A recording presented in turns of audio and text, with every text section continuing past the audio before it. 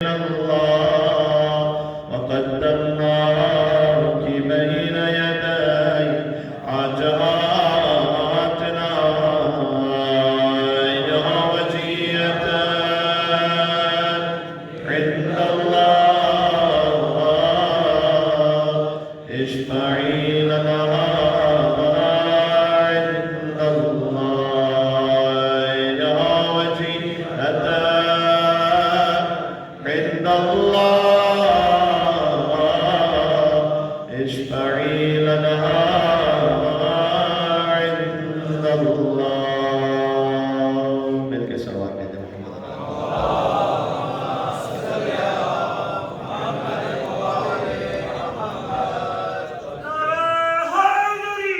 یا علی۔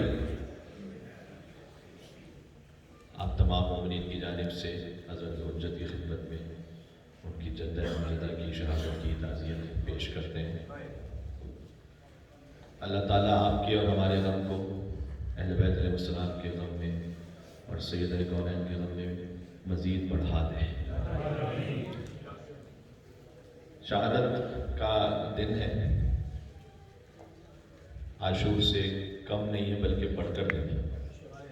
حدیث امام کے مطابق عاشور سے سخت تر دن ہے، لیکن کل کی جو گزارشات ہیں اسے میں مکمل کر دوں گا اور کوشش کروں گا کہ زیادہ وقت کچھ مصائب کے لیے ہو سکے اور اس کے بعد ماتمداری کے لیے رہ سکے۔ لیکن ابتدا میں تو ہمارے کچھ جذبات ہیں، ظاہر ہے کہ اس کے اظہار کے لیے ہم بات کہنا چاہیں گے کہ سیدہ کونین کا جو شکستہ پہلو ہے اس پر کتنے بے شمار مرثی لکھے گئے ہیں، تعداد مجالس ہوئی ہے، اور اسی شکستہ پہلو کے وسیلے اور واسطے سے ائمہ علیہ السلام کے یہاں جب تشریف لے جائیے تو بڑی تاکید ہے کہ اس وسیلے سے خاص دعا مانگی جائے اپنی سخت ترین حاجت کے لیے، اور حضرت حجت کو بھی جب پکارا جائے تو یہ اپنا زہرا ادرکنی کہہ کے پکارا جائے، اے زہرا کے فرزند ہماری مدد فرمائیے۔ اور جیسے کہ کتنے ہی علماء کے واقعات میں اور مومنین کے واقعات میں کہ جب ائمہ علیہ السلام کے حرم میں پہنچے اور دعا قبول نہیں ہو رہی تھی کسی بھی مصلحت سے، تو انہیں حکم یہ دیا گیا کہ سیدہ کونین کے وسیلے سے امام کی خدمت میں دعا پیش کی جائے، اس لیے کہ یہ وہ وسیلہ اور واسطہ ہے کہ جس سے مولا رد نہیں کرتے۔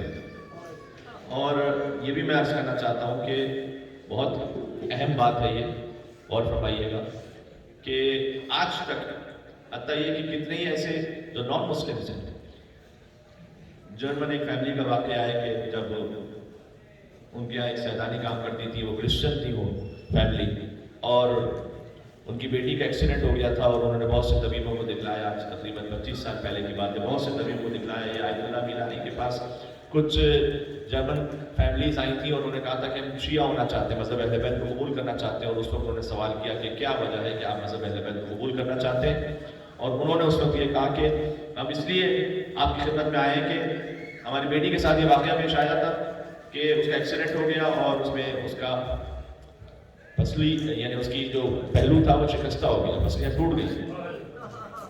تو ہم نے بڑے طبیبوں کو دکھلایا، جسم کی کسی اور حصے کی اگر ہڈی ٹوٹ جائے تو جڑ سکتی ہے، لیکن اگر پسلیاں ٹوٹ جائیں کسی کی تو ساری زندگی پھر اسے تقریباً اسی طرح سے رہنا پڑتا ہے۔ اور ہم جب بالکل مایوس ہو چکے تھے تو ہمارے گھر میں ایک سیدانی تھی جو ہم نہیں جانتے تھے کہ ان کا خاص مذہب کیا ہے، وہ کس فکر کی ہیں، لیکن ایک مرتبہ اس سیدانی نے ہم سے یہ کہا کہ آپ نے دنیا کے سارے طبیبوں کو دکھلا دیا ہے، تو کیا آپ چاہتے ہیں کہ ایک طبیب جو میں بھی جانتی ہوں ان سے اپنا علاج کروائیں؟ اور انہوں نے پوچھا کہ کیا آپ کون سے طبیب ہیں، اور اس کے بعد کہتے ہیں کہ وہ سیدانی یہ بیان کرتی ہیں کہ میں حجرے میں ایک طرف گئی، میں نے ان سے یہ کہا کہ وہ طبیب ان کے یہاں کسی کے پاس جانے کی ضرورت نہیں ہے، وہ خود چل کر آپ کا علاج کرنے کے لیے آئیں گے، بس آپ نے یا زہرا کہہ کر انہیں خلوص کے ساتھ پکارنا ہے۔ اور ہم جانتے بھی نہیں تھے کہ وہ یا زہرا کون ہے، وہ بی بی زہرا وہ کون ہے فاطمہ، بس انہوں نے یہ کہا کہ اتنا یاد رکھیے گا جیسے آپ کی بیٹی کی پسلیاں ٹوٹی ہیں ان کی بھی ایک بار پسلیاں ٹوٹی تھی، اس طرح تاریخ میں۔ اور اس کے بعد تڑپ تڑپ کر کہتے ہیں کہ ہم نے یا فاطمۃ الزہرا یا فاطمۃ الزہرا کہنا شروع کیا۔ یہ احمد میلانی نے ایک بہت بڑے جید عالم دین ہے اور بلکہ مجتہد لیول کے عالم دین ہے، انہوں نے اپنی کتاب میں اپنے اسٹوڈنٹس کو بھی یہ بیان کیا ہے اور لکھا ہے اس نے۔ تو اس کے بعد کہتے ہیں کہ ہم نے وہ سیدانی یہ بیان کرتی ہیں کہ میں حجرے میں ایک طرف کونے میں گئی اور میں نے کہا کہ اے پروردگار میں نے سیدہ کونین کی انہیں راہ دکھلائی ہے، اور بی بی سے کہا کہ میں آپ کی اولاد میں سے ہوں، آپ میری عزت کی لاج رکھ لیجیے گا کہ انہیں شفا نصیب ہو جائے۔ اور دفعتاً ایک اچانک نور بلند ہوا اس حجرے میں، اور کہتے ہیں کسی کو کچھ نظر نہ آیا، لیکن وہ جو خاتون تھی کہ جو زخمی تھی، ان سے کسی بیوی نے آ کر کہا کہ تم اٹھ جاؤ، تو کہتی ہے کہ میں اٹھنا چاہتی تھی، میں نے کہا میرا پہلو شکستہ، میں نہیں اٹھ سکتی، تو اس بیوی نے کہا میں فاطمہ الزہرا تمہیں حکم دیتی ہوں تو بلند ہو جاؤ۔ اور جیسے ہی بیوی نے یہ حکم دیا تو کہتی ہے کہ میں اپنے مقام سے اٹھی، اور ایسا کہ جیسے میرا پہلو ٹھیک ہو چکا تھا، اور ہر گھر کے ہر فرد کی زبان پر یا زہرا کی صدا تھی۔ اور پھر ہم نے اس خاتون سے معلوم کیا کہ یہ بتلاؤ کہ یہ کون ہے فاطمہ الزہرا جن کے لیے تم کہہ رہی ہو کہ ان کا پہلو شکستہ ہوا تھا۔ اور میں نے ان کے سامنے بیوی کے مصائب پڑھے، اور ایسے وہ منقلب ہوئی کہ اس کے بعد انہوں نے کہا کہ ہم ایران جائیں گے اور کسی عالم دین کے پاس جا کر اس بیوی کے مذہب کو قبول کریں گے۔ بات ہو رہی ہے؟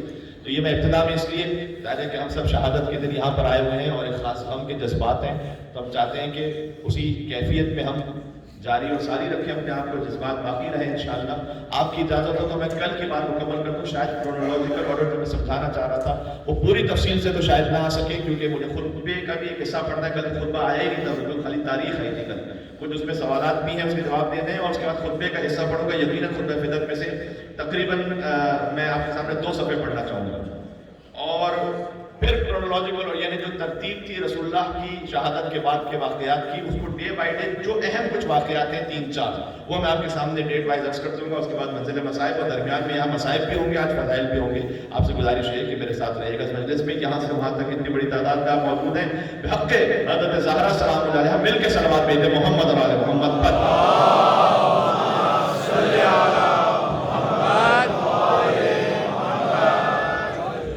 اے میرے ساتھ آپ انشاءاللہ بات آ رہی ہے انشاءاللہ واضح۔ اچھا، کل جہاں تک بات پہنچی تھی کہ بی بی پہنچی دربار خلافت میں، اور اس کے بعد بی بی نے اپنا حق بیان فرمایا اور 4 گواہ پیش کی۔ کل میں نے پیش کر دیا تھا کہ علی بن ابی طالب علیہ السلام کو کیوں بی بی نے گواہ کے طور پر پیش کیا، کیوں سلمان و ابوذر کو پیش نہیں کیا۔ یہ بہت سارے لوگ ایسے ہیں جنہوں نے آن لائن بھی مجلس کو سن لیا جو آج نہیں تھے، انہوں نے مجھے کہا بھی ماشاءاللہ کچھ مومنین ہوبارٹ سے تشریف لائے ہوئے تھے، کچھ اور جگہوں سے تشریف لائے ہوئے تھے، تو الحمدللہ یہ بات پہنچ گئی، جس کا خلاصہ یہ تھا جو میں واقعہ سنایا تھا کہ اگر کسی کی عام انسان کی بڑے سے بڑے صحابی ہوں انہیں رد کر دیا جائے تو انسان فاسق ہوتا ہے، اور علی بن ابی طالب کو رد کر دے تو انسان کافر ہوتا ہے۔ یہ دونوں فرق ہیں، یا جانتے ہیں۔ اور بی بی نے اس پورے مقدمے کا مقصد یہ تھا کہ 2 راہیں پر کھڑا کر دیا اس شخص کو کہ یا تو مجھے سچا کہو اور حکومت چھوڑ دو، اور یا جھوٹا کہو اور جنت چھوڑ دو۔ یہ باتیں آ چکی ہیں کل کی اندر۔ اچھا، امام حسن اور امام حسین علیہ السلام کو پیش کیا بطور گواہ۔ یہاں پر بھی ایک بہت بڑی مصلحت یہی ہے، دیکھیں جب کوئی گواہی دے رہا ہوتا ہے کسی کے حق میں، اسے سچا سمجھ کے گواہی دے رہا ہوتا ہے۔ یعنی امام حسن اور امام حسین علیہ السلام اپنی والدہ کے حق میں گواہی دے رہے ہیں اس بات کو، تو ظاہر ہے کہ وہ صدیقہ کبریٰ ہے، امام حسن علیہ السلام سیدہ شباب اہل الجنہ ہے۔ اچھا، اگر فرض کیجئے کہ مسلمان اس گواہی کو بھی نہ مانے تو حسن اور حسین کون ہیں جو حالت نماز میں پشت رسالت پر سوار ہوتے تھے؟ میرے ساتھ رہیے گا اگر آپ میرے ساتھ ہیں تو۔ حسن اور حسین وہ ہیں جو حالت نماز میں پشت رسالت پر سوار ہوتے تھے، تو اگر ان گواہیوں کو بھی رد کر دیا جائے تو جو سوار ہونے والے قابل اعتبار نہیں رہتے، جو پیچھے پڑ رہے نماز وہ کہاں سے قابل اعتبار رہیں گے؟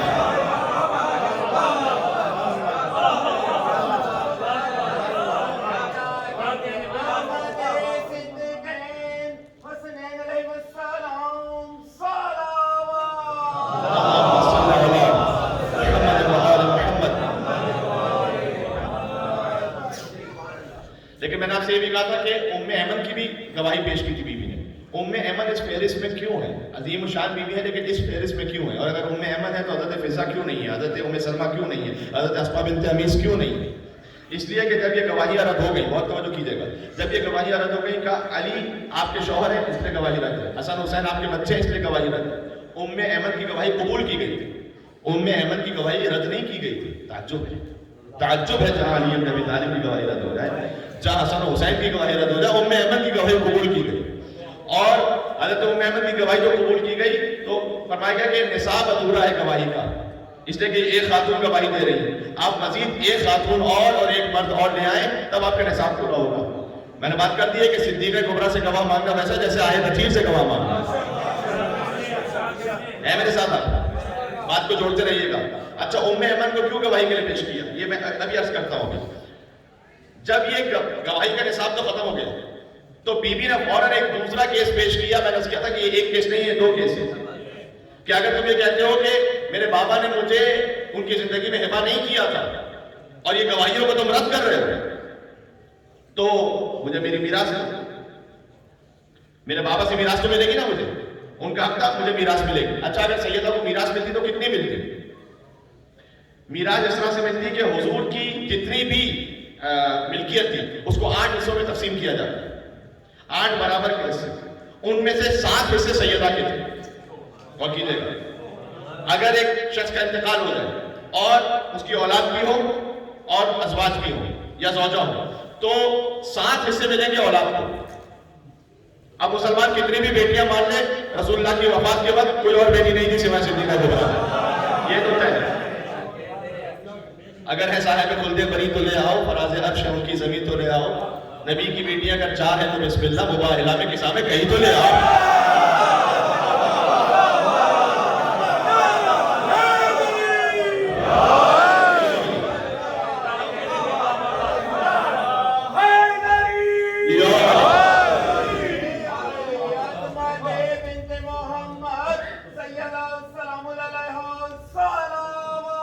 اللهم صل على محمد وعلى محمد.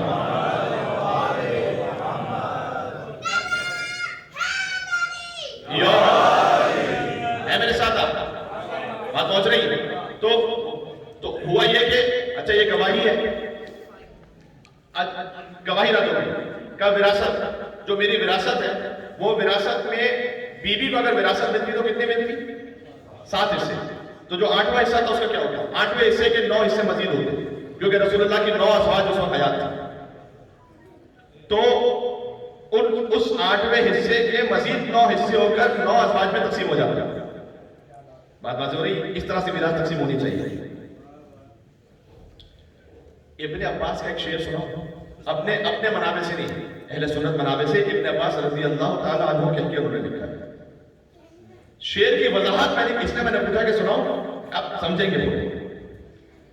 یعنی 8ویں حصے میں سے 9واں حصہ ملتا ہے کہ جو انہوں نے شعر لکھا کہ تجملتی تبخلتی وَإِنْ عِشْتِ تَفَيَّلْتِ. ایک خاتون کے بارے میں لکھا کہ بھئی آپ خچر پر بھی سوار ہوئی اونٹ پر بھی سوار ہوئی. ایک خاتون کے لیے لکھا وہ آپ کے اوپر ہے میں نہیں کہہ رہا کون تھا. ابن عباس کا شعر ہے وراثت سے متعلق ہے. تبخلتی تجملتی آپ خچر پر بیٹھی ایک واقعہ ہوا تجملتی اور اونٹ پہ بیٹھی. وَإِنْ عِشْتِ تَفَيَّلْتِ تفیلتی فیل سے ہاتھی اگر زندہ رہتی تو ہاتھی پہ بھی بیٹھ جاتی. یہ ان کا شعر ہے.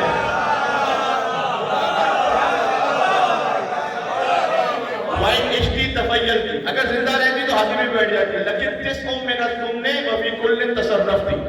وراثت پہ کیا شعر کا ہے. ابن عباس کہتے ہیں کہ آپ خچر پہ بیٹھی آپ اونٹ پہ بیٹھی زندہ رہتی تو ہاتھی پہ بھی بیٹھ جاتی. آپ کا حصہ 8ویں میں سے 9واں تھا. تصرف کرنے ایسے آ گئی تھی جیسے پورا مال اسلام آگے کرتا.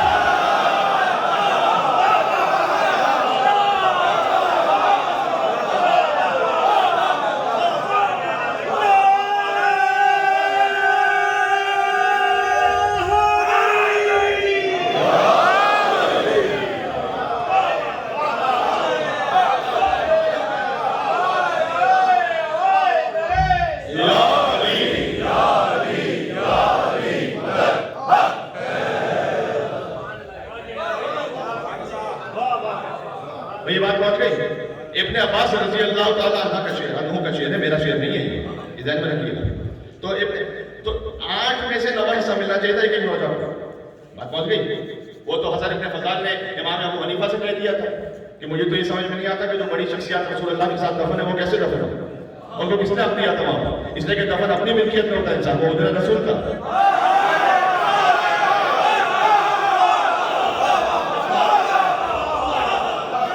امام ابو حنیفہ نے پلٹ کر یہ جواب دیا تھا کہ چونکہ انہیں جو دفن وہاں پر اپنی بیٹیوں سے وراثت میں ملا تھا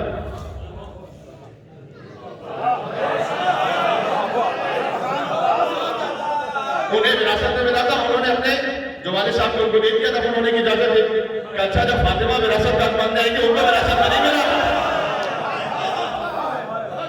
اور اگر وراثت میں ملا بھی تھا تو حسن ابن فضال نے کہا تھا امام ابو حنیفہ سے کہ اگر وراثت میں ملا بھی تھا تو 8ویں حصے کی 9ویں حصے کی بات ہوگی, ٹھیک ہے. یعنی اس کا مطلب ہے کہ وراثت میں سے ایک ایک چیز, حجرہ بھی جو ہے نا اس کے بھی کتنے سے ہوں گے, 8 حصے ہوں گے. 7 سیدہ کیا ہوں گے, 8واں جو ہوگا وہ 9 میں مزید تقسیم ہوگا. تو اس نے کہا کہ اگر 8 کو 9 میں مزید تقسیم کر دیا جائے تو ایک بالی سے زیادہ تو آتا ہی نہیں کسی اور کا حصہ میں, آتا ہی نہیں. تو یہ کہاں سے مل گیا؟ یہ سوالات سب ذہن میں آتے جا رہے ہیں, ٹھیک ہے. اچھا اب غور کیجیے گا. تو سیدہ نے وراثت کا معاملہ پیش کیا. انہوں نے کہا کہ ہم آپ کو وراثت نہیں دے سکتے, اس لیے کہ ہم نے آپ کے بابا سے حدیث سنی ہے کہ نحن معاشر الانبیاء لا نرث ولا نورث, اور ہم گروہ انبیاء نہ وارث کسی سے بنتے ہیں نہ کسی کو وارث بناتے ہیں. ما ترکنا ہو صدقہ, جو ہم چھوڑ کے جاتے ہیں وہ صدقہ ہوتا ہے.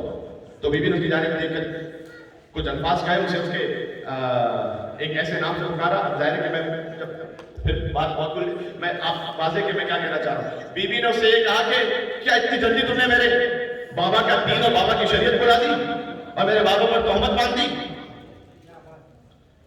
کہ میرے بابا خلاف قرآن حکم دے کے جائیں گے کیا؟ ہاں, خلاف قرآن حکم دے کے جائیں گے کیا میرے بابا؟ تو کہا کیا اے بی بی کیا مطلب؟ کیا قرآن میں نہیں کہا اللہ سبحانہ و تعالیٰ نے کہ وَوَرَثَ سُلَيْمَانُ دَاؤُدَ, سلیمان داؤد کے وارث بنے. سلیمان بھی نبی, داؤد بھی نبی, نبی وارث بنے بھی, وارث بنائے بھی گئے. تو کیا قرآن کے خلاف انہوں نے کہا کہ کوئی حدیث بیان کرتی یرثنی ویرث من آل یعقوب؟ حضرت زکریا نے کہا کہ پروردگار مجھے ایک بیٹا ایسا عطا کر جو میرا وارث ہو سکے. زکریا کو اللہ نے یحییٰ عطا کیا. زکریا بھی نبی, یحییٰ بھی نبی, وارث بنے بھی, وارث بنائے بھی. یہ بھی بیوی کی حکمت تھی. ابھی چند دنوں پہلے تو کہہ رہا تھا کہ ہمارے لیے قرآن کافی ہے.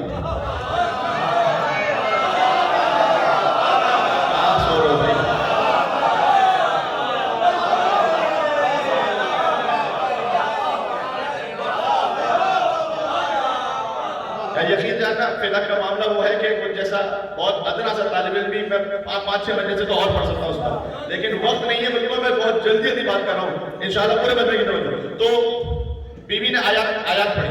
دوسرا یہ کہ ایک بات تھی کہ اگر واقعی رسول اللہ نے ارشاد فرمائی تھی حدیث, تو بیٹی سے کہنا چاہیے تھا کہ جو وارث بن رہی تھی, یا دوستوں سے کہنا چاہیے تھا؟ آپ اپنی وراثت کے معاملے میں کچھ کہنا ہے تو آپ اپنی اولاد سے کہیں گے یا واٹس ایپ گروپ پہ ڈالیں گے؟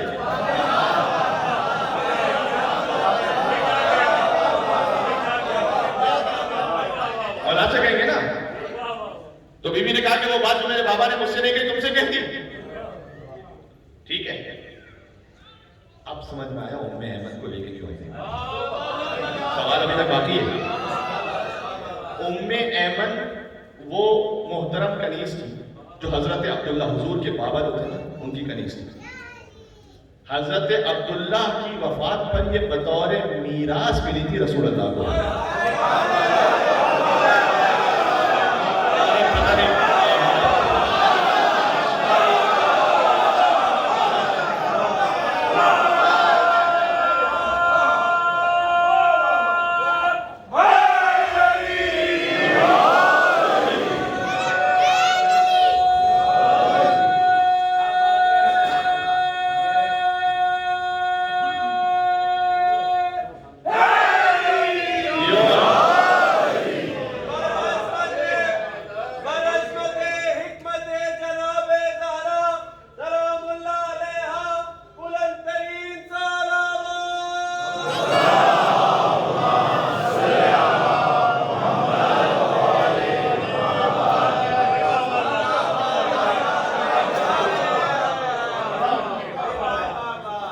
حدیث پیش کر رہے ہو اس کے بطلان کے لیے زندہ وجود یہ ہیں. ام ایمن وراثت میں ملی تھی. اچھا وراثت میں ملی تھی, 2 دعوے تھے ان کے کہ ہم گروہ انبیاء نہ وارث بنتے ہیں نہ وارث بناتے ہیں. وارث بنتے ہیں کا دعویٰ غلط ہو گیا ام ایمن سے. وارث بناتے ہیں کا جواب دے دیا 2 آیات قرآنی سے.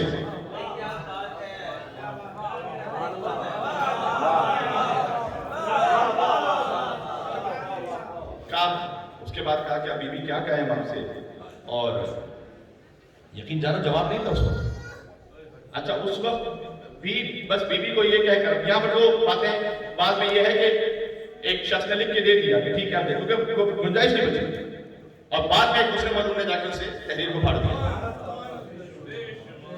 اور دوسرا یہ ہے کہ نہیں رد کر دیا گا کہ نہیں ہم آپ کو نہیں دے سکتے اس لیے کہ آپ کے بابا کی حدیث تھی، اس پر تو ہم کچھ نہیں کر سکتے، اس لیے کہ ہمارے سامنے تو حدیث موجود ہے کہ ماں ترکنا صدقہ، جو چھوڑ کے جاتے ہیں وہ صدقہ ہوتا ہے. اچھا مجھے بتائیے گا، اچھا بیوی اب نہیں ہے، اب اس کے لیے میرے پاس باقاعدہ کوئی روایت امام کے حوالے سے نہیں ہے، لیکن ایک لطیف استخراج ہے، بات کو بات سے جوڑتے ہیں. موبائلہ کیا ہے یاد ہے؟ ومن حاجك فيه من بعد ما جاءك من العلم فقل تعالوا ندعو ابناءنا وابناءكم ونساءنا ونساءكم وانفسنا وانفسكم ثم نبتهل فنجعل لعنة الله على الكاذبين. جو اہل بیت کو جھوٹا کہ اس پر اللہ کی لعنت ہے. جو نجران کے عیسائی تھے انہوں نے تو جھوٹا کہا نہیں، وہ تو واپس ہو گئے تھے، پلٹ گئے تھے.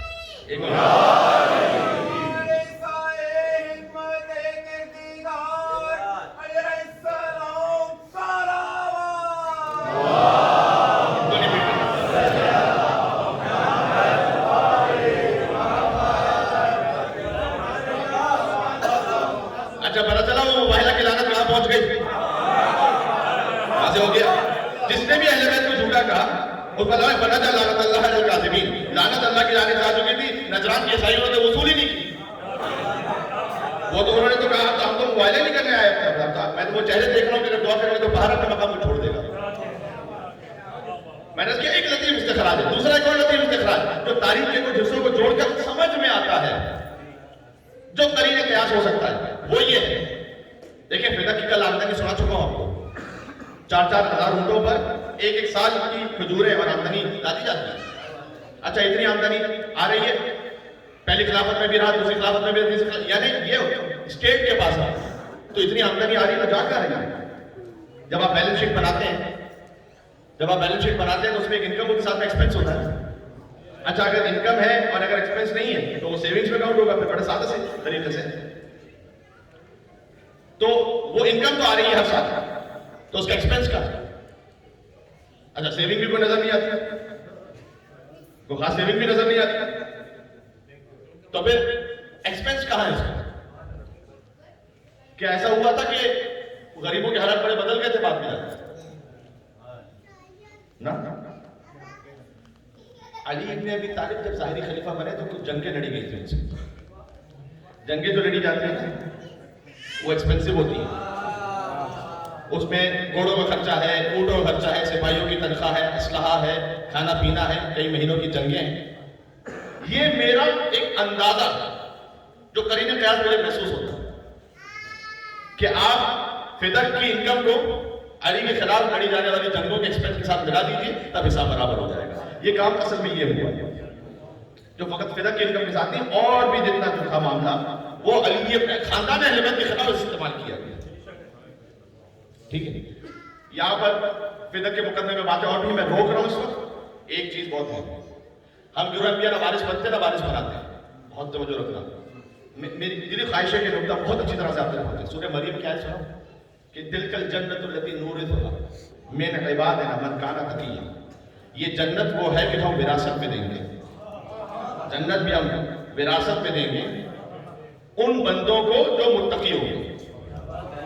اللہ نے جنت کی ملکیت کا ذکر نہیں کیا قرآن میں، جنت کی وراثت کا ذکر کیا. تلک الجنت التی نورثھا، ہم جنت دیں گے وراثت میں. عجب اللہ کی کیا مسئلہ ہے میں نہیں جانتا، میں نہیں جانتا، لیکن ایک نقطہ تو ذہن میں آتا ہے کہ اگر جنت وراثت میں ملے گی تو بہت سے مسلمان جب قیامت میں رسول اللہ کے پاس پہنچیں گے یا رسول اللہ ہمیں جنت دلوا دیجیے، ہمیں جنت دلوا دیجیے. رسول اللہ کہہ دیں گے کہ جنت تو اللہ نے دی ہے وراثت میں، ہم گروہ انبیاء نہ وارث بنتے ہیں نہ وارث بناتے ہیں، جنت کی طرف چلا کے دیں.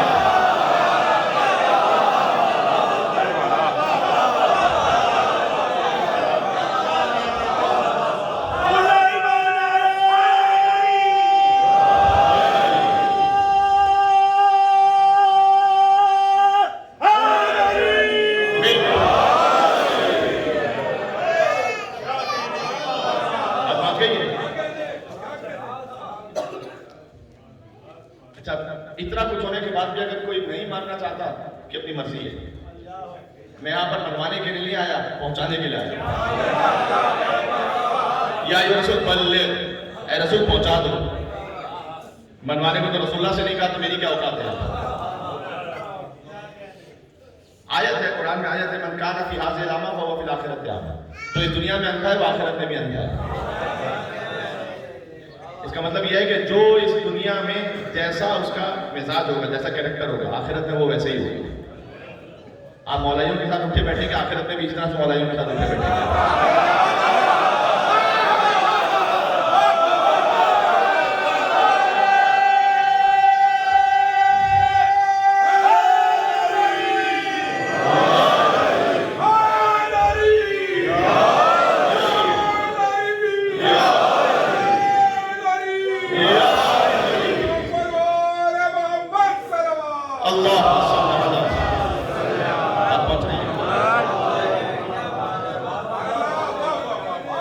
من کان فی ھذہ اعمى وهو فی الآخرۃ اعمى. جو اس دنیا میں اندھا ہے آخرت میں بھی اندھا ہوگا. حدیث ہے. میں حدیث کیوں زیادہ سناتا ہوں؟ حدیث میں کوشش کرتا ہوں کہ کثرت سے احادیث سناؤں. ہمارے اساتذہ کرام نے یعنی جانیے کہ حوزہ علمیہ قم کے اور بھی دیگر اساتذہ کرام، ان کی خاص تاکید ہے کہ اپنی تقریر میں جتنا ہو سکے اپنے کلام کو کم رکھو، اللہ کے کلام کو، اور جو جن کا کلام نور، جو نور خداوندی، ان کے کلام کو زیادہ رکھو. ہمارے ساتھ محترم میں بات کیا کرتے تھے قوم میں کہ جو بہترین خطیب ہے اسے آل محمد کی احادیث کے سامنے فقط لاؤڈ سپیکر ہونا چاہیے. کچھ نہ یہ لاؤڈ سپیکر میں جو میں کہوں گا وہ پہنچائے گا.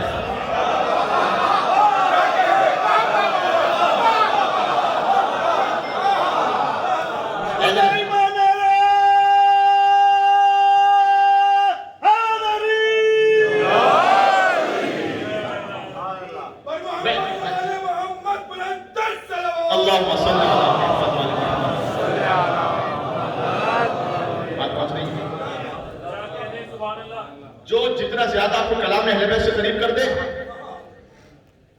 سمجھ جائیے گا کہ وہ اتنا آپ کو اصل دین خدا سے قریب کر دے. احادیث کو کثرت کے ساتھ کوشش میں اس میں کرتا ہوں پڑھنے کی. آپ نے دیکھا ہوگا کہ دو مجالس میں ایک کے بعد ایک حدیث پھر حدیث پھر حدیث پھر. اس کی وجہ یہ ہے کہ دیکھیں ہم حسبنا کتاب اللہ کے ماننے والے نہیں ہیں، ہم انی تاریخوں کی ثقلین کے ماننے والے ہیں.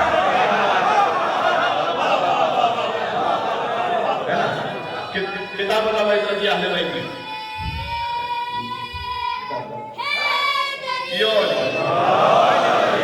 مولا آیت اللہ نے نازل کی کہ من کان فی ھذہ اعمى وهو فی الآخرۃ اعمى. جو اس دنیا میں اندھا ہے آخرت میں بھی اندھا ہے. امام نے فوراً فرمایا اشد العمی من عمی عن فضلنا. سب سے بڑا اندھا کون ہے؟ اشد العمی، سب سے شدید اندھا. اشد العمی من عمی عن فضلنا او فضائلنا. کا سب سے بڑا اندھا وہ ہے جسے ہمارے فضائل آنکھوں کے باوجود بھی نظر نہیں آتا.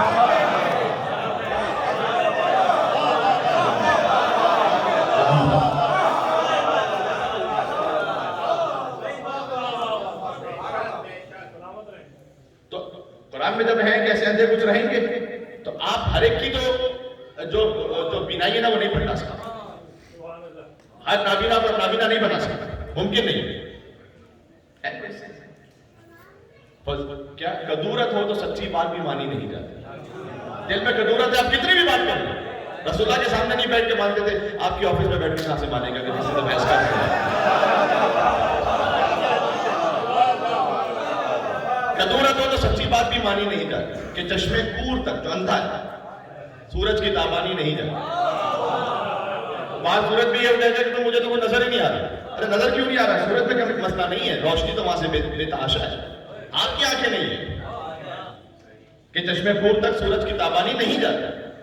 اب اتنا بھی نہ اپنے کو بگاڑو بغض حیدر میں کہ خود تم سے تمہاری شکل ہی پہچانی نہیں جاتی.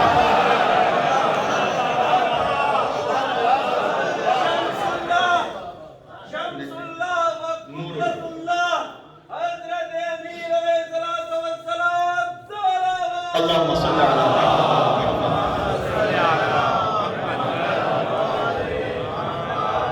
نور خدا ہے، نور خدا بے شک اصل نور ہی کا مشکات. شمس کا لفظ روایت میں نہیں لیکن نور کا لفظ موجود ہے کہ اہل بیت اطہار نور. اچھا میں اب چاہتا ہوں کہ خطبے کے کچھ الفاظ آپ تک پہنچا دوں، بڑا اہم ہے. اور وہ خطبہ میں چاہوں گا کہ اس میں کافی تھوڑا سا طویل خطبہ ہے اور اس میں کچھ مکالمات بھی ہیں لیکن مختصر سا میں آپ تک پہنچا سکوں گا. عزیزوں، سلسلہ مجالس کی آج آخری مجلس ہے. مجھے تو ویسے محسوس ہو رہا تھا کہ جیسے واقع محرم الحرام کی کچھ مجالس سے خطاب ہو رہا ہے. جس طرح سے آپ کی آمد ہے، جس طرح سے آپ کا ایک اہتمام ہے، جس طرح سے آپ کی محبت ہے، محبت سیدہ، یقین فرمائیے گا کہ جو آپ ہمارے دل میں اللہ تعالیٰ نے عطا کی، یہ جتنا بڑھاتے جائیں گے اس سے آپ کی ظرفیت بڑھتی جائے گی. میں یہاں سے بات کرتا ہوں، میری ظرفیت ہے کہ 5 لوگ بات سنیں. یہ سب سامنے مائک آ جاتا ہے تو 5 لوگ سنتے ہیں. سیدہ کونین کی محبت جتنی آپ بڑھاتے چلے جائیں گے اتنا قرآن کو سمجھنے کی ظرفیت آپ کی بڑھتی جائے گی، اتنا صلہ رحم کرنے کی ظرفیت آپ کی بڑھتی جائے گی، اتنا دوسروں کو معاف کرنے کی ظرفیت آپ کی بڑھتی جائے گی، اتنا تحمل رکھنے کی ظرفیت آپ کی یہ آپ کی کیپیسٹی کو بڑھا دے. عائد اللہ فاطمی نہیں آئے، بہت جید عالم دین ہے. انہوں نے کہا کہ اگر ہم میں سے کون ایسا گناہگار تھا تو اگر بہت کثرت سے خدا نخواستہ گناہ ہو جائے اور انسان پھر محسوس کرنے لگتا ہے کہ میری کوئی اوقات حیثیت بچی بھی ہے یا نہیں اللہ تعالیٰ کی بارگاہ میں، میں اتنا گناہ گار ہوں کہ میں کس منہ سے جاؤں خدا کی بارگاہ میں. بہت سے لوگ یہ کہتے ہیں، جوان آگے کہتے ہیں. میں نے نہ پڑھا ہوتا مجھ سے تو نہ پڑھتا یہ بات. انہوں نے یہ لکھا اپنی کتاب میں کہ اگر کوئی یہ دیکھنا چاہتا ہے نا کہ خدا کی بارگاہ میں اس کی کوئی آبرو بچی ہے یا نہیں تو اپنے دل میں یہ دیکھے کہ محبت سیدہ بھی بچی ہے یا نہیں. سبحان اللہ. اگر سیدہ کی محبت دل میں ہے اس کا مطلب یہ ہے کہ اللہ نے تمہیں اپنی بارگاہ سے بھی نکالا نہیں. اس لیے کہ فاطمہ تو بس تم نہیں، فاطمہ میرا ٹکڑا ہے جس نے سیدہ کو راضی کر لیا اس نے خدا کو راضی کر لیا. ہے یا نہیں ایسا؟ محبت مادر حسین نہیں آئے ہوئے نا، بس یہ اس بات کا ثبوت ہے کہ اللہ نے اپنی بارگاہ سے نکالا نہیں. چاند سے خود کو محبت سیدہ ہی تو بچائیں گے. احترام سیدہ ہی تو خود کو بچا کے آتے ہیں. اور کیا ہے ہاں احترام سیدہ. مولا حسین کیوں کہیں گے، مولا حسین کیوں کہیں گے کسی کو جو عربوں میں اتنا سخت جملہ ہے سخلت کا امو گیا ہو اے اور تو میرا راستہ روک رہا ہے تیری ماں تیرے ماتم میں بیٹھے. کیوں کہیں گے امام حسین رحمت للعالمین کے نواسے ہیں، خود مظہر رحمت ہے. کیوں کہیں گے امام حسین؟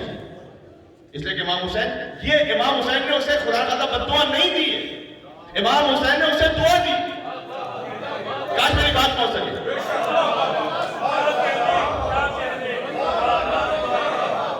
کیسے دعا دی؟ کیسے دعا دی؟ امام حسین سے کہہ رہے ہیں کہ تیری ماں تیرے ماتم میں بیٹھے. یہ دعا کیسے؟ اس لیے کہ امام حسین جانتے تھے کہ جب میں اس کی ماں کا ذکر اس کے سامنے کروں گا تو اسے میری ماں فاطمہ زہرا یاد آئے گی. میری ماں کا احترام اسے جہنم سے نکال کے جنت میں لے جائے گا. آج مجھے مجالس کو سمیٹ لینا ہے ٹاپک کو، یہ باتیں بڑی ضروری ہیں. زندگی میں کچھ ہو جائے، کچھ ہاتھ سے چلا جائے، عزیزوں یہ نہ ہاتھ سے جانے دینا ورنہ کچھ نہیں بچے گا، کچھ بھی نہیں بچے گا. اس لیے خود میں شفیع میں نے آپ کی خدمت میں عرض کیا تھا پہلی مجلس میں، ہو سکے تو اسے پھر سے سن لیجیے گا، اچھی طرح سے ذہن میں بیٹھ جائے. خود میں فدق کی کچھ جملے عرض کروں گا. کل فدق کا مقدمہ پیش کیا تھا، ہو سکے تو اسے کبھی نہ کبھی اپنے بچوں کو اپنے الفاظ میں سنا دیجیے. اور جب کبھی ممکن ہو، اب تو راستے فی الحال کچھ بند ہے لیکن جب کبھی ممکن ہو تو سیدہ کے بچے کی زیارت میں ضرور جائیے. ٹھیک ہے؟ اللہ اچھا میں نے عرض کیا تھا کہ یہاں پر فضائل بھی ہوں گے ساتھ میں مسائل بھی ہوں گے. سیدہ کے بچے کی زیارت میں کیوں؟ میں نے خود بیوی کا نام لے لیا، ظاہر ہے کہ جب وہاں بھی جائے تو کیا ہی کہنا. سیدہ کی زیارت کا بڑا قابل اوقات ہے ہماری. اگر جب حسین کی زیارت پر پہنچے تو کیوں؟ اس لیے کہ حدیث میں تحضر عند قبر ہے، سیدہ اپنی قبر پہ حاضر نہیں ہوتی، پتہ نہیں حاضر ہوتی ہے نہیں، اپنے بچے کی قبر پہ حاضر ہوتی ہے۔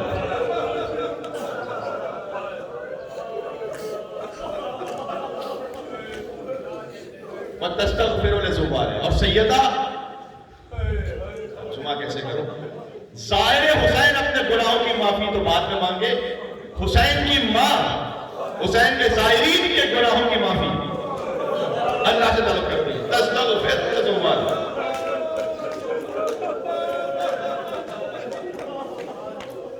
تو یہ میرا کے ساتھ اور آپ کا میرے ساتھ وعدہ رہا، انشاءاللہ جب کبھی حالات مناسب ہوں، آپ کے بعد کوئی اسباب مہیا ہوں، زیارت حسین پہ ضرور جانا اور حسین کی ماں کو حسین کا فرصہ پیش کرنا، ٹھیک ہے؟ یہ چند باتیں ہو گئی ان سلسلہ مجالس میں۔ پہلی مجلس میں نے عرض کیا تھا کہ حب دنیا کو اتنا دل میں نہ ڈال دیں کہ جہاں سے دین چھوٹنے لگے۔ فدق میں بھی بیوی نے اسے بیان کیا۔ اچھا وہ کرونالوجیکل آرڈر جو ہے نا وہ نہیں آ سکے گا تفصیل سے، لیکن میں یہاں بتا دوں تاکہ بعد میں پھر میں خطبے سے متصل مسائل پر ہو جاؤں۔ 28 سفر کو رسول اللہ کی شہادت کا لفظ استعمال کر رہا ہوں۔ 28 سفر کو کیا تھا؟ منڈے تھا، جب رسول اللہ کی 11 ہجری میں وفات ہوئی، شہادت ہوئی، جو بھی لفظ میں استعمال کروں اس کے تاریخی پہلو میں۔ منڈے رسول اللہ کی شہادت ہوئی، اس سے پہلے کا جو تھرسڈے تھا اس میں ایک شخص نے حضور کو قلم دعوت دینے سے انکار کر دیا، وہ تھرسڈے کو ہوا، تھرسڈے کو ہوا، آخر ہوا، منڈے کو رسول اللہ دنیا سے پردہ فرما گئے، ٹیوزڈے یعنی 29 سفر اور ویڈنسڈے، مجھے نہیں پتا 30 سفر تھی یا پہلی ربیع الاول تھی، مولا علی انتظار کرتے رہے صحابہ کرام کہ آ جائیں وہ نماز پڑھنے کے لیے۔ علی بن ابی طالب نے غسل و کفن دیا، ویڈنسڈے کو حضور کی تدفین ہو گئی، کس غربت کے عالم میں ہوئی آپ جانتے ہیں، پنجتن کے سارے جنازے غربت کے،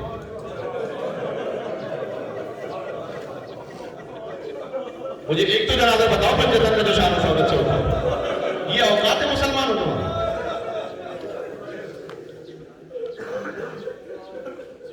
ایک بزرگ عالم کا ان کا جملہ بھی تھا اور اس کو میں اپنے الفاظ میں پیش کر رہا ہوں۔ یقین جانیے اگر اسلام میں کردار آل محمد نہ ہو تو اسلام فقط بدماشوں کا لٹیروں کا مذہب بن کے رہ جائے۔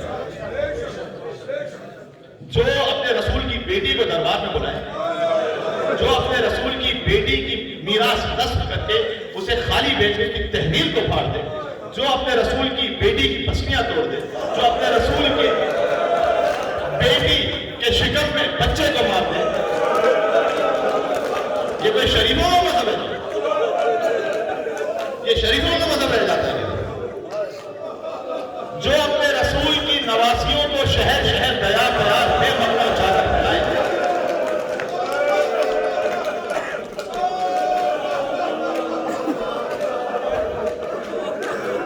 یہ کلمہ گویوں کا مذہب ہے یا لٹیروں اور فسادیوں کا مذہب ہے؟ جو اپنے رسول کے نواسے کی خشک گردن پر جو 3 دن سے بھوکا پیاسا ہوتا ہے، ذرا سوچیے بھی تو صحیح صاحب سے خنجر چلائے اور اس کے ہاتھ میں جو 6 مہینے کا بچہ 3 دن سے پیاسا اسے 3 مار کے مار دے۔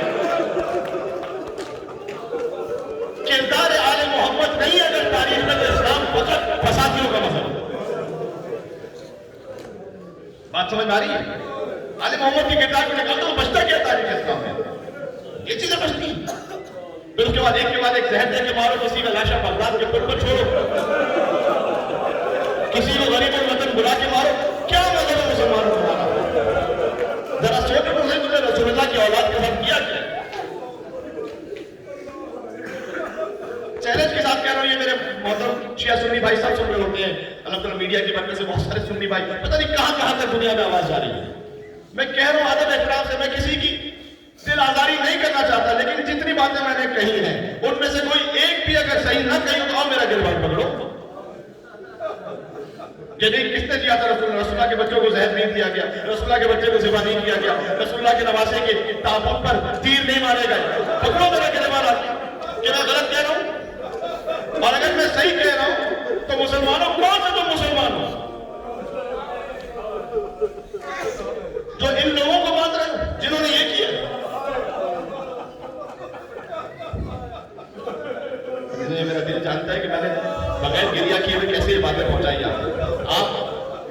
کہتے رہے.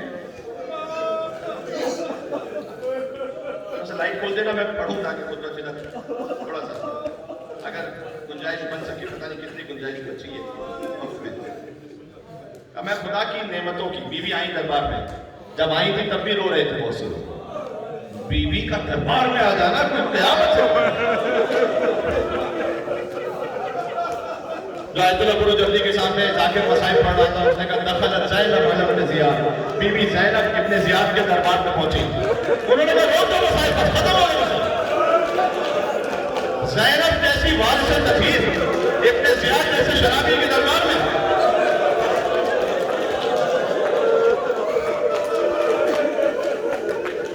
اب سیدہ دربار میں جا رہی ہے, کوئی قیامت سے کم ہے یہ.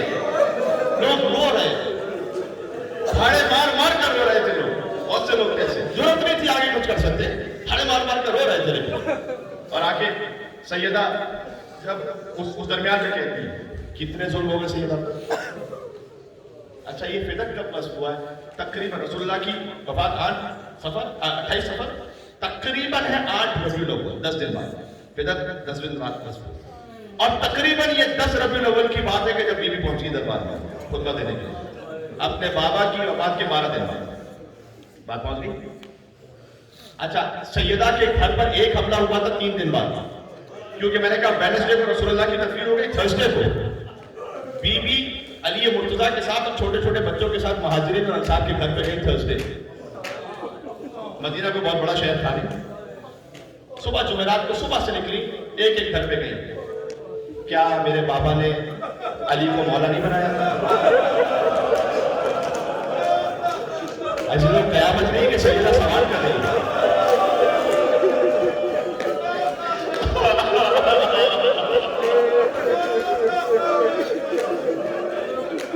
انہیں پتہ چل گیا کہ اگر ایسے سیدہ جاتی رہی تو انہوں نے اس پر گھر پہ حملہ کیا بھی.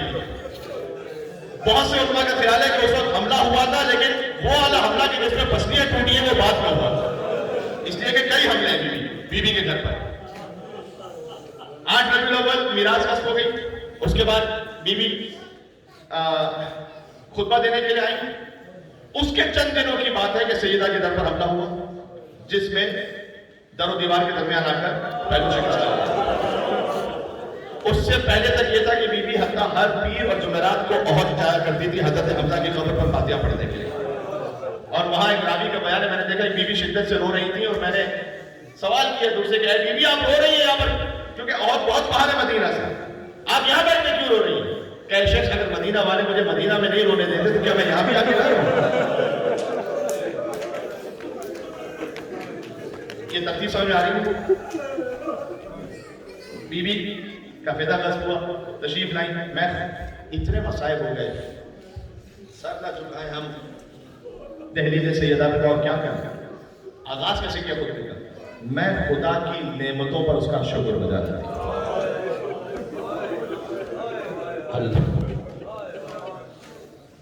جیسے بی بی زینب سلام اللہ علیہ نے کہا تھا نا, ماں رائی تو اللہ جمیلہ, وہ خون فاطمی ہی تو تھا جو بی بی زینب کے لہجے میں بول رہا تھا. بھائی قتل ہو گیا, لاشا پامال ہو گیا, بچے مار دیے گئے, بھتیجے بھانجے کٹ گئے. بی بی نے کہا میں نے کچھ دیکھا ہی نہیں اللہ جمیلہ سوائے حسن خوبی کے اللہ کی طرف سے. ایک طرف سے مسائل ہے, اللہ کی جانب سے جو کچھ ہے وہ حسن خوبی ہے. عزیزاں چھوٹے چھوٹے سے مسائل پہ ہم کتنے پریشان ہو جاتے ہیں. یہ پہچانو کردار سے سلام علیکم. میں اس کی توفیقات پر شکر بجا لاتا ہوں. میں گواہی دیتی ہوں کہ خدا کے سوا کوئی معبود نہیں, اسے آپ سے نہیں دیکھا جا سکتا, زبان سے اس کی تعریف نہیں بیان ہو سکتی. میں آگے بڑھوں گا اس میں گواہی دیتی ہوں کہ میرے والد محمد اللہ کے رسول صلی اللہ علیہ وآلہ وسلم, اللہ نے انہیں رسالت کے لیے چنا. جلدی جلدی پڑھ رہا ہوں. قبل اس کے کہ انہیں خلق کرتا ان کا نام محمد رکھا اللہ نے. یہ بی بی نے کہا خدا نے میرے بابا کو اس لیے مبعوث کیا کہ اپنے امر کو آخر تک پہنچا دے, یعنی تبلیغ کو آخر تک پہنچا دے, جبکہ تم کو فرق جہالت کی آنکھ میں چل رہے ہو. آج میری میراث رس کر کے بیٹھے ہوئے ہو, جو میرے بابا نے مجھے دی تھی وہ ہبا رس کر کے بیٹھے ہوئے ہو. میرے بابا نے تمہیں کفر و جہالت سے نکالا, بی بی نے وہاں پر کہا, اور تم بتوں کی پرستش کرتے ہو. بس اللہ تعالیٰ نے میرے بابا کے وجود مبارک سے تاریکیوں کو نور میں بدل دیا, نابینا کو بینا کیا. اور پھر آپ نے مجمع کو مخاطب کر کے کہا خطبہ بدعت میں اللہ نے ایمان کو شرک سے پاک کرنے کا وسیلہ قرار دیا. اللہ نے نماز کو تکبر سے دوری کا وسیلہ قرار دیا. بی بی پورے معرف اسلام بیان کی بی بی نے وہاں پر آ کر عالم غیر معلمہ کی ماں. اللہ نے نماز اگر پڑھنا ہے تو تکبر بھی ہے، اس کا مطلب یہ ہے کہ نماز میں کہیں نہ کہیں کمی ہے. بی بی نے کہا جو نماز پڑھتا ہے تکبر نہیں ہوتا اس. یہ نکال دیں اپنے وجود سے ساری چیزوں کو. تو کہ تو میں بہت بڑا ہوں تو میرا بینک سٹیٹس یہ ہے تو میرا پاسپورٹ کا رنگ یہ ہے. یہ آپ کی زندگی کی آسائش کے لیے بہت اچھی باتیں ہیں، میں اسے انکار نہیں کر رہا، لیکن یہ غرور و تکبر کی بات نہیں ہے. فرق ہے دونوں.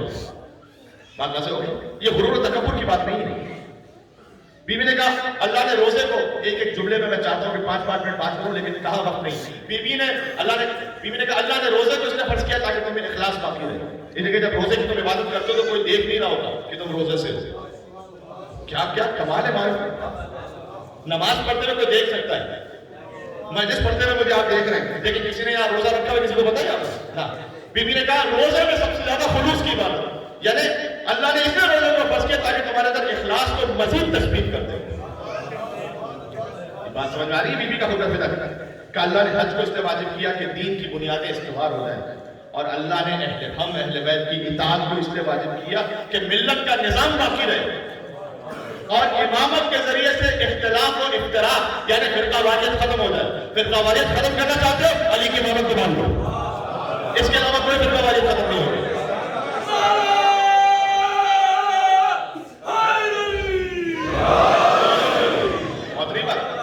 یہ خود کا فضل سے سنا رہا ہوں. فرمایا اللہ نے رزق سے دور رکھنے کے لیے شراب کو حرام کرا دیا. بہت اہم ہے عزیزوں. یہاں دنیا کھینچ رہی ہے اپنی طرف، کہیں نہ کہیں انسان کبھی سلپ ہو سکتا ہے.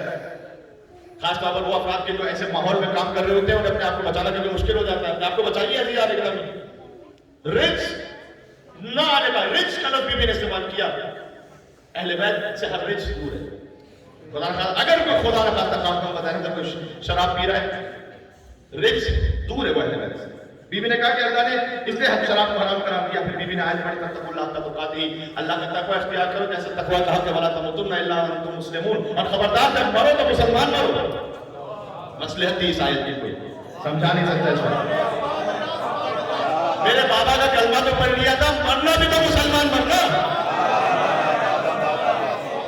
آیت پڑھی بی بی نے، بے مصلحت تھوڑی ہے یہ آیت کیا ولا تموتن الا وانتم مسلمون. اللہ کہہ رہا مرنا تو مسلمان مرنا، کافر نہیں مر جانا پھر سے. یا ایھا الناس، بیوی نے کہا انسان اعلموا انی فاطمہ، جان لو کہ میں فاطمہ.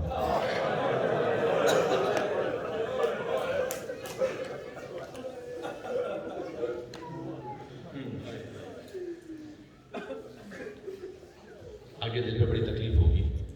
اعلموا انی فاطمہ، جان لو انسانوں کہ میں فاطمہ ہوں. وہ ابھی محمد، میرے بابا محمد ہیں، اور یہ جان لو کہ میں جھوٹ نہیں بولتا.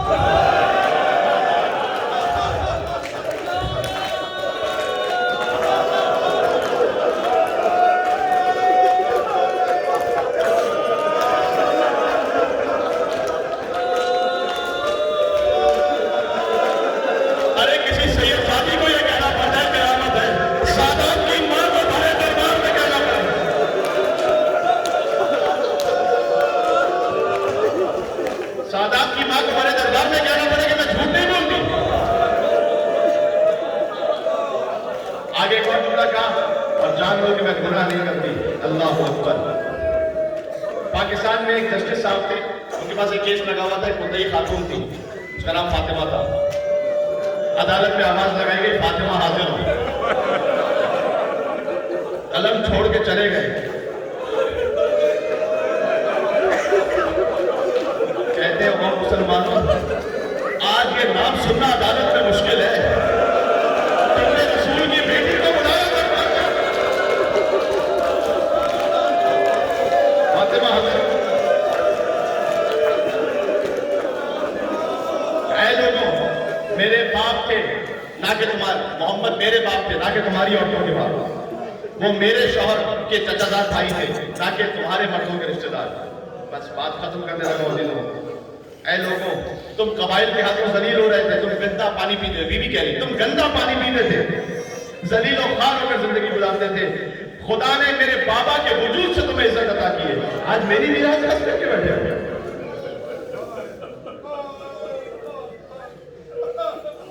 پھر کہا کہ اے لوگوں تمہیں کیا ہو گیا ہے؟ میرے بابا کے گزر جانے کے بعد تم واپس پلٹ گئے ہو. تمہارے دلوں کے کینے ظاہر ہو گئے ہیں اور تم نے ہم اہل بیت کو بے قدر و قیمت سمجھ کر ہماری میراث کو غصب کر لیا ہے. خطبے کا اختتام ہے.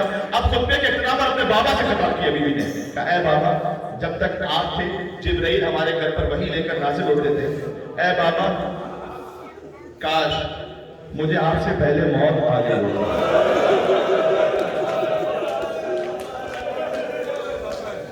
کاش بابا آپ کے سپرد خاک ہونے سے پہلے میں مر گئی ہوں. یہ بیوی نے کہا. یہ بات پہنچ گئی عزیزوں. بس اس سے زیادہ تابع بیان بھی نہیں ہے. علامہ امینی سے مدینہ کی زیارت کے بعد واپس آئے تھے. کسی نے پوچھا کہ مدینہ ہے کہ کیا ہے بات ہے؟ رسول اللہ کی زیارت کر گیا, جنت البقیع گیا. تو اس نے کہا کہ میں کسی عام شخص سے نہیں پوچھ رہا ہوں, علامہ امینی سے پوچھ رہا ہوں. آپ بہت سے غیب دیکھنے والے بتائیں مدینہ میں کیا محسوس کیا آپ نے؟ کہ میں تجھے کیا بتاؤں, آج بھی مجھے مدینہ کی گلیوں سے فاطمہ کے رونے کی صدا آتی ہے. سیدہ بس خطبہ دے کر دربار سے نکلی. ایک بلون آگے بڑھا, سیدہ کے ساتھ تحریر کو پھاڑ ڈالا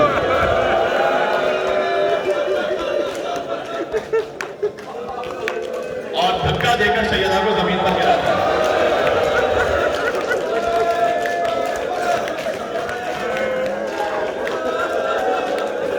عزیزوں قیامت قیامت یہاں پر میرے مولا مسجد میں ایک مرتبہ تشریف فرما تھے. میرے مولا ایک مرتبہ مسجد میں تشریف فرما تھے. نقل بالمعنی کر رہا ہوں. دو شخص آئے, آ کر کہا کہ اے علی ہم آپس میں بات کر رہے ہیں کہ مرد کے لیے سب سے سخت موقع کون سا ہوتا ہے؟ تو میرے مولا اس نے ایک نے کہا کہ میں سمجھتا ہوں مرد کے لیے سب سے سخت موقع ہوتا ہے جب اس کے ماں باپ مر جائیں. مولا نے کہا یہ سخت موقع بہت ہے لیکن سب سے بڑی مصیبت یہ نہیں ہے. دوسرے نے کہا مرد کے لیے سب سے سخت موقع ہوتا ہے جب اس کا جوان بیٹا مر جائے. مولا نے کہا بہت سخت مصیبت ہے لیکن اس سے زیادہ سب سے بڑی مصیبت یہ نہیں ہے. کہا علی پھر آپ بتائیں سب سے بڑی مصیبت کیا ہے؟ کہ مرد کے لیے سب سے بڑی مصیبت یہ ہے کہ وہ ہو اور شجاع بھی ہو اور اس کے سامنے اس کی زوجہ کو مارا جائے.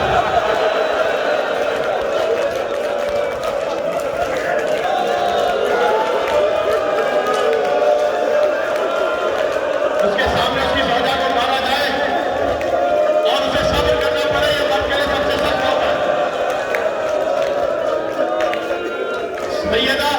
سیدہ بابا بیمار کے درمیان آئی, بستیاں ٹوٹ گئی, محسن شہید ہو گئے. اب سیدہ بستیوں کو سنبھال کر بستر پر رہتی تھی. ایک مرتبہ علی مرتضیٰ پہنچے. عزیزوں تاریخ میں موجود ہے کہ علی کی آنکھوں سے آنسو صاف کر کے بیوی نے اپنے زخموں پر لگائے.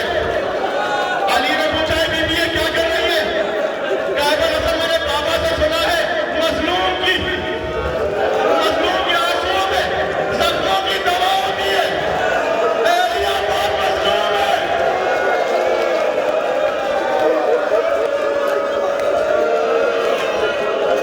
سیدہ کا وقت آخر آیا.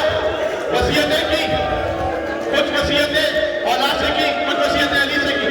وصیت جو بی بی زینب سے کی, جانتے ہو کیا کی؟ بیوی کو قریب بلایا اور بلا کر کہا کہ اب نقل بالمعنی کر رہا ہوں. کہا اے بیوی زینب میرا محسن مار دیا گیا نا, لیکن تو فکر نہ کرنا, ایک زمانہ گزرے گا جب اللہ تیرے بابا کو ایک اور بیٹا عطا کرے گا. جب وہ بیٹا آ جائے تو اس کا نام عباس رکھنا.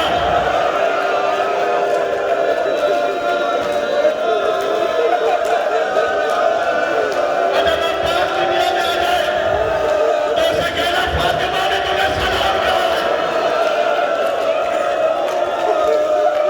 عزیزوں جب بیوی میدان محشر میں آئیں گی شفاعت کے لیے, مالی سے پیر کی روایت ہے, بیوی کہیں گی پروردگار یہ میرے عباس کے گھر میں بازو ہے.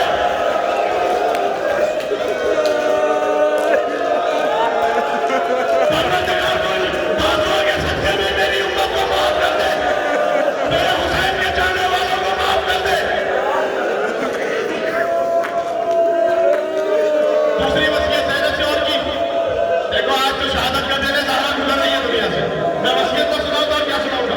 دوسری وصیت کی کہ اے میری بیٹی ایک وقت آئے گا جب حسین کو بہت سخت ہوگا. اچھا جانتے ہو وہ وصیت کب پوری کی میری بیوی نے؟ جب حسین عصر عاشور خیمے سے نکل رہے کہ بھیا یہ تحت حلق کو ہٹانا، آگے بڑھ کر حسین کے گلے کا بوسہ لیا، کہ بہن یہ بوسہ کیوں لیا؟ کہ ماں نے مجھے آخر وقت میں بلایا تھا، کہا تھا زینب میرے حسین کی گردن میں خنجر چلے گا، میں کہوں گی میری نیابت میں میرے حسین کے گلے کا بوسہ لینا۔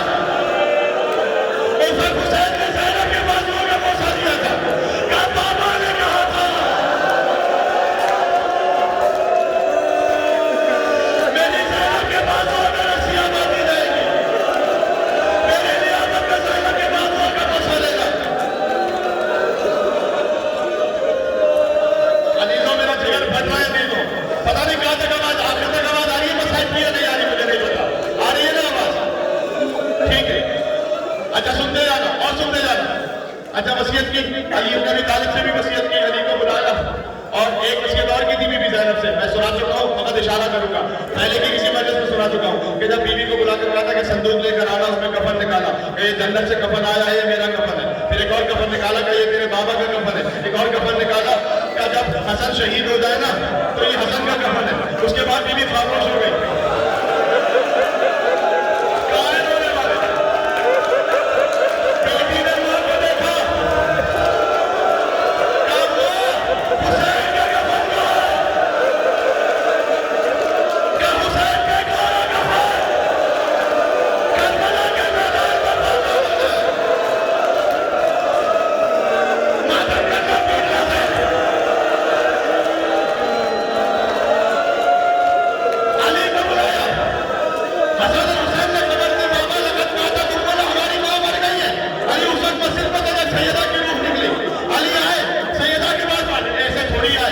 علی کبھی گرے زمین گرے کلمینی اے فاطمہ مجھے کلام کرو آواز نہیں آئی، اے زہرا کلام کرو آواز نہیں آئی، کلمینی انا علی ابن ابی طالب،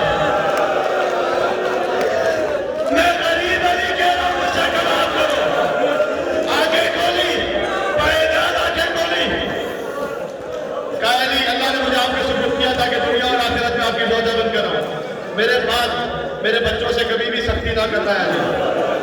علی جیسا امام، حسن جیسے بچے، لیکن سبحان اللہ اس لیے کہ یہ بے ماں کے ہو جائیں گے۔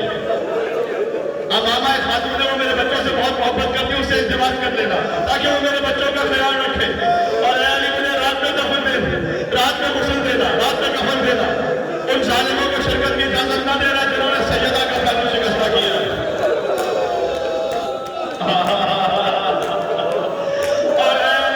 جب آپ مجھے دفن کر چکے تو میری قبر میں آ کر قرآن پڑھتے رہیے گا۔ عظمت پر سبحان اللہ، یہ وصیت ہے کہ بیوی کی آنکھیں بند ہوئی۔ علی نے کہا اس وقت علماء کہتے کہ ایک جملہ موجود ہے، علی نے کہا الان انکسر ظہری، میری کمر ٹوٹ گئی۔ یہ حسین نے کب کہا تھا کربلا میں؟ جب عباس امیر کربلا پر گرے تھے کہ میری کمر ٹوٹ گئی عباس۔ علی کی مشکل کشا چلی گئی، رات کا وقت علی نے اس کو کفن کا اہتمام کیا۔ اسماء بنت عمیس کہتی ہے میں پانی دے رہی تھی، علی کہتے تھے آہستہ رو، لیکن وہ علی خود چیخ مار کر روئے، کہتے رائے تو سواد آنا مجھے فاطمہ، میں نے فاطمہ کے چہرے کو سیاہ دیکھا، میں کیا کروں؟ وہ آثار عزت میں علیہ تماچے کا نشان دیکھا، میں کیا کروں؟ وہ احترار علیہ میں نے سیدہ کی آنکھوں کو سرخ دیکھا، علی نے اس کو کفن دے دیا۔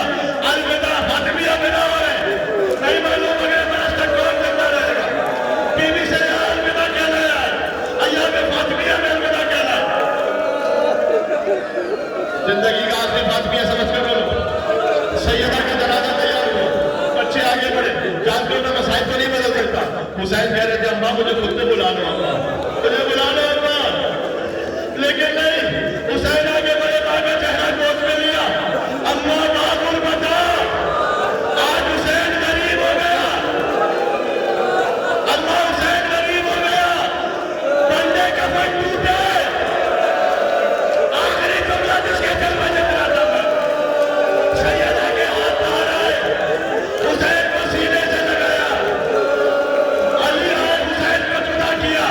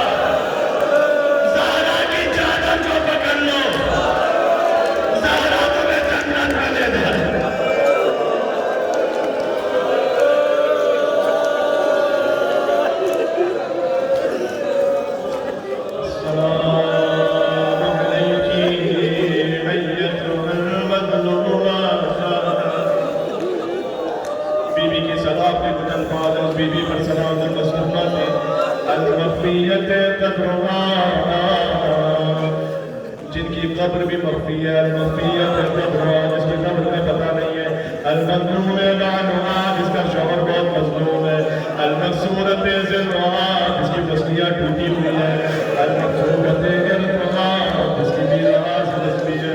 عزیزو، جب فاطمہ قیامت میں آئیں گی نا تو حسین کا سر پوری لاشا بھی، اور سیدہ روایت میں سیدہ حسین کے خوب بڑے کرتے کو پھیلا کر کہیں گی، پروردگار تیرا حسین اسی قابل تھا گیا کہ میں نے حسین کو ایسے مارا تھا۔ یہ حسین ہے۔